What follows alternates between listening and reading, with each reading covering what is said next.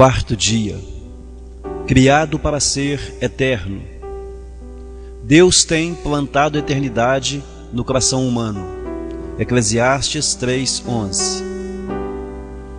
Esta vida não é tudo o que há. A vida é apenas um ensaio geral antes da verdadeira produção. Você passará muito mais tempo do outro lado da morte, na eternidade, do que aqui. A Terra é um lugar de preparação, a pré-escola, o vestibular para a sua vida na eternidade. É o treinamento coletivo que ocorre antes do jogo, a volta de aquecimento antes do início da corrida. Esta vida é uma preparação para a próxima. Você viverá no máximo 100 anos sobre a Terra, mas para sempre na eternidade. O seu tempo na Terra é, como disse Thomas Bruni, apenas um parêntese na eternidade. Você foi feito para ser eterno. A Bíblia diz que Deus tem implantado a eternidade no coração do homem. Você tem um impulso inato de ansiar pela imortalidade. Isto ocorre porque Deus o projetou à sua imagem para viver eternamente. Embora saibamos que com o tempo todos morreremos, a morte sempre parece anormal e injusta. A razão pela qual sentimos que deveríamos viver para sempre é que Deus condicionou a nossa mente com este desejo. Um dia, o nosso coração parará de bater. Então será o fim de seu corpo e de seu tempo na terra, mas não será o fim. Seu corpo terreno é apenas uma residência temporária de seu espírito. A Bíblia chama o nosso corpo terreno de temporária habitação, mas se refere ao nosso futuro corpo como uma casa. A Bíblia diz: de fato, nós sabemos que quando for destruída esta barraca em que vivemos, que é o nosso corpo aqui na terra, Deus nos dará para morarmos nela uma casa no céu.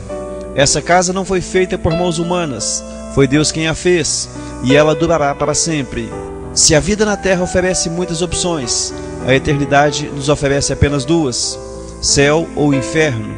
Seu relacionamento com Deus na terra determinará seu relacionamento com Deus na eternidade.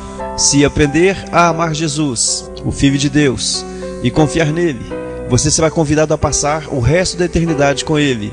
Entretanto, se desprezar o amor, o perdão e a salvação que ele oferece, você passará a eternidade separado de Deus. C.S. Lewis disse: existem dois tipos de pessoas: as que dizem a Deus, seja feita a sua vontade, e aquelas a quem Deus diz, então tudo bem, faça do seu jeito. Tragicamente, muitas pessoas terão de suportar a eternidade sem Deus, pois escolheram viver sem Ele aqui na terra.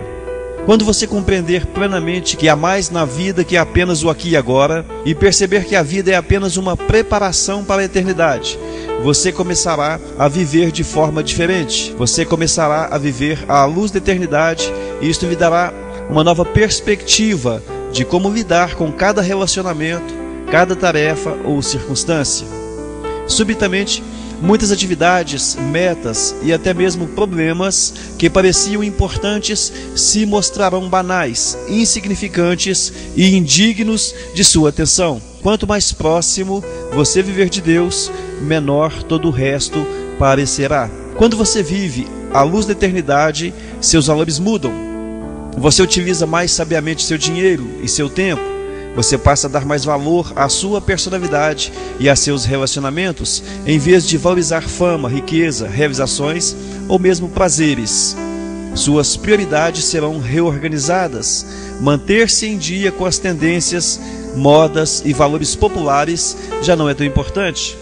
Paulo disse: antigamente eu pensava que todas essas coisas eram muito importantes, mas agora eu as considero sem valor algum por causa do que Cristo fez. Se o seu tempo sobre a terra fosse todo voltado para a sua vida, eu sugeriria que começasse a vivê-la imediatamente. Você poderia deixar de ser bom ou ético e não teria de se preocupar com as consequências de suas ações. Você poderia dedicar-se a si próprio de modo totalmente egocêntrico, porque suas ações não teriam consequências a longo prazo.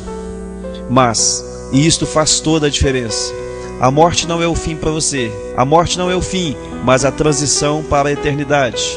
Por isto, existem consequências eternas para tudo aquilo que você faz na terra, Cada ato da nossa vida, cada ato de nossa vida toca um acorde que soará na eternidade. O aspecto mais prejudicial da vida contemporânea é o raciocínio em curto prazo.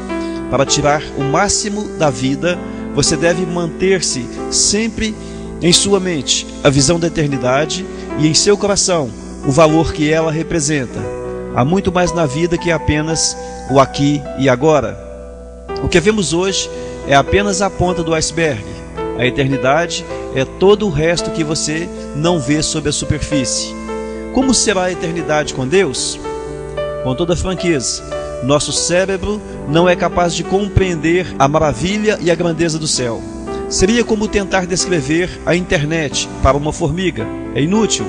Não foram inventadas palavras que pudessem transmitir a experiência da eternidade. A Bíblia diz: este é o significado das Escrituras, que dizem que nenhum mero homem jamais viu, ouviu, nem mesmo imaginou que coisas maravilhosas Deus preparou para aqueles que amam ao Senhor. Entretanto, Deus nos dá vislumbres da eternidade em sua palavra. Nós sabemos que, neste exato momento, Deus está preparando um lar eterno para nós.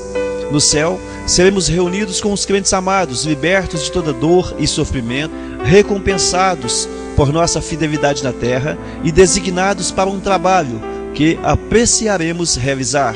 Nós não ficaremos reencostados nas nuvens, com auréolas e tocando harpa. Desfrutaremos da contínua companhia de Deus e Ele se deleitará conosco para todo sempre.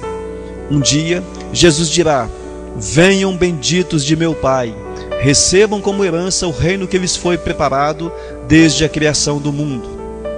C.S. Lewis captou o conceito de eternidade na última página de As Crônicas de Nárnia, sua série de histórias infantis publicadas num só volume. Para nós, este é o fim de todas as histórias, mas para eles foi apenas o início de uma história real.